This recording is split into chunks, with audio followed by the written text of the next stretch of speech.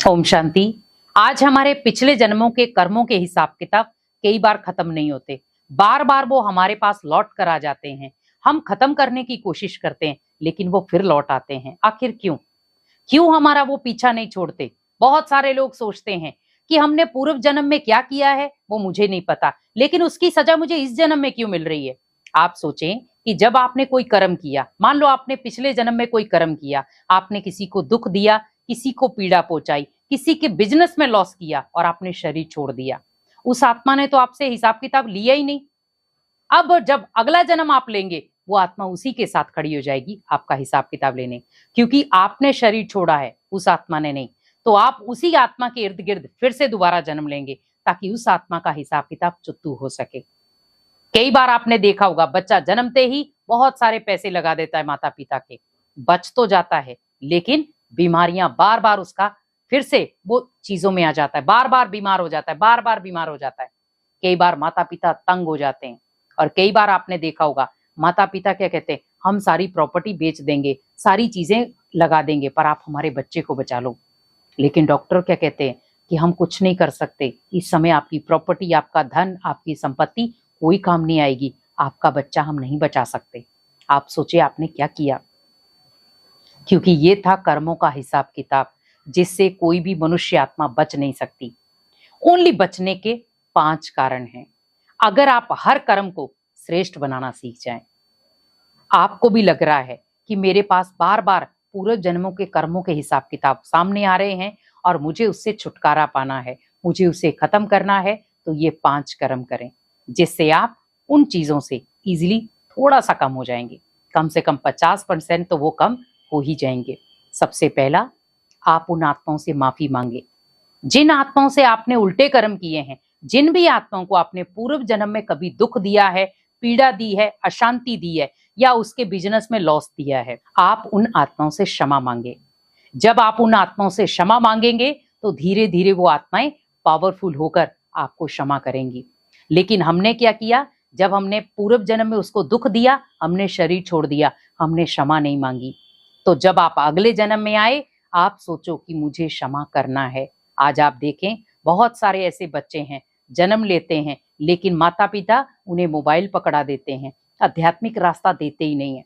आप सोचो उन्होंने जो पूर्व जन्म में कोई उल्टे सुल्टे काम किए हैं वो आध्यात्मिक चीजों से ही खत्म होंगे। तो बच्चों को आप स्टार्टिंग में पुण्य कर्म सिखाएं ताकि वो पिछले जन्म के हिसाब किताब को कंप्लीट कर पाएं।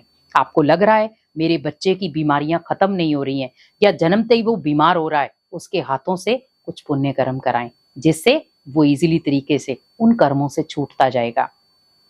तो सबसे पहले आपको क्या करना है, माफी मांगनी है उन सभी आत्माओं से जिनकी वजह से, आपकी वजह से उनको दुख हुआ है। जो भी आत्माएं आपको कोस रही हैं उन आत्माओं से आपको माफी मांगनी है, ओनली मेडिटेशन के माध्यम से। दूसरा, पुण्य कर्म करें।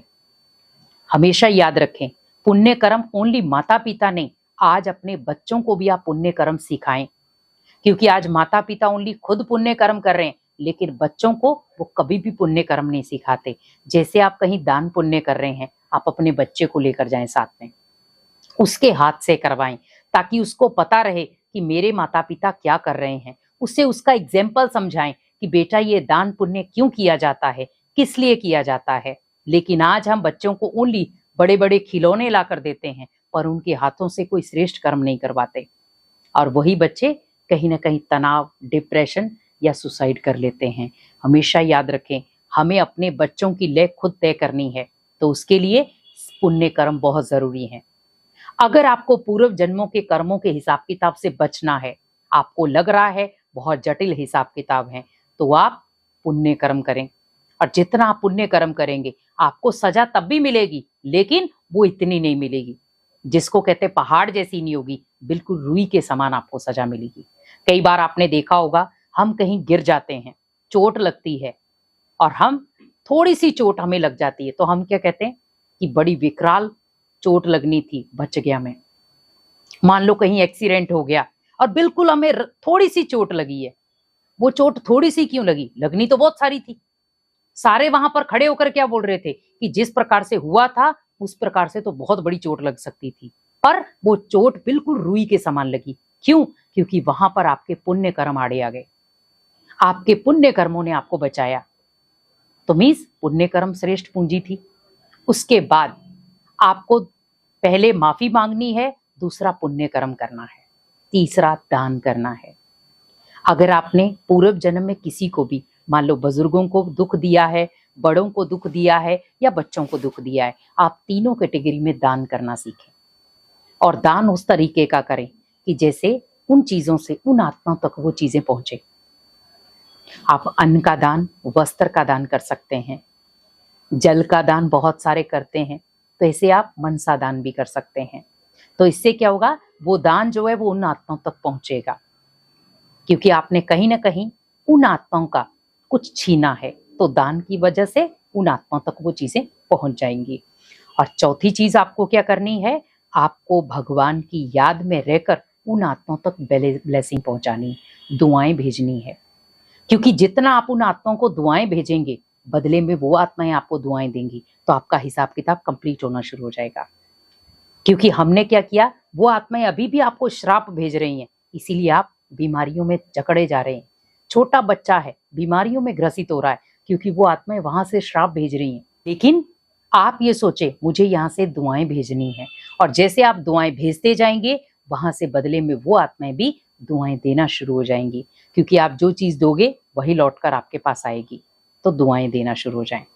और सबसे लास्ट पांचवी चीज क्या है कि हमें हमेशा हर एक चीज में ध्यान रखना है कि मेरा एक एक कर्म इस जन्म में भी बहुत पावरफुल होना चाहिए।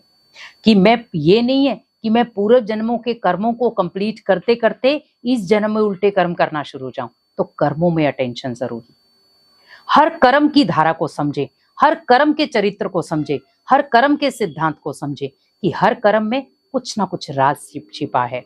अगर मैं हर कर्म करना सीख गया, उसमें भी श्रेष्ठता लाना सीख गया, तो किसी भी कर्म की सजा मुझे नहीं मिलेगी।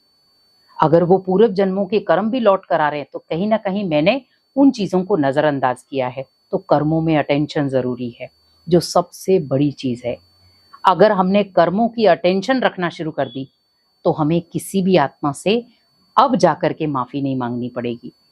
तो कोशिश आपको यही करनी है कि इन 5 कर्मों से आप अपने पूर्व जन्मों के जो भी आपने गलत कर्म किए हैं किसी के साथ, उनको आप खत्म कर सकते हैं, डिलीट कर सकते हैं, और उनसे आप राहत पा सकते हैं। जिसको हम सीधे शब्दों में कह सकते हैं कि आप इन 5 कर्मों से अपने उन कर्मों का प्रायश्चित कर सकते हैं।